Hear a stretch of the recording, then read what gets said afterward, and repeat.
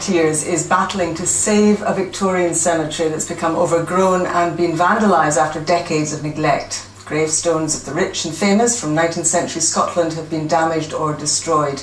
But Warriston Cemetery has become a haven for wildlife. Maura Kinneberg reports. It's a huge job, reclaiming human history without destroying protected wildlife. Volunteers determined to rescue the cemetery in North Edinburgh.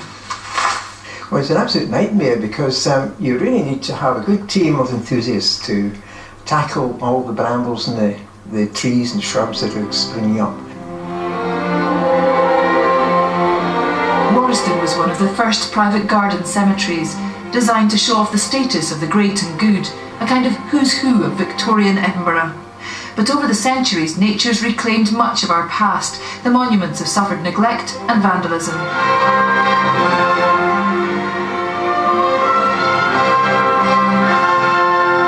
It's incredible. It's a treasure trove of information. It's almost 200 years of stories about people who've lived here, that have an Edinburgh connection, but it's also an international story. There are graves here of people who've been involved throughout the world and who've made a huge impact.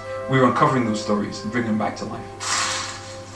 It had cost millions to restore all the damage here. The council, which now owns it, can't afford that, but realises there is potential to make more of this place. It's also just fascinating to go around and to see who's buried here, and it's about the history of the city. And yes, there has been looked at in the council on whether we could link them all together and make it, whether it's tourism, but visitors who would like to come and find out about the history of the city.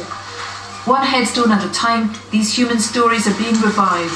The ordinary and famous brought back, given respect again. Elizabeth Logan, who died in 1847.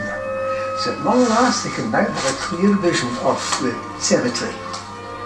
Maura Kinneberg, reporting Scotland, Edinburgh.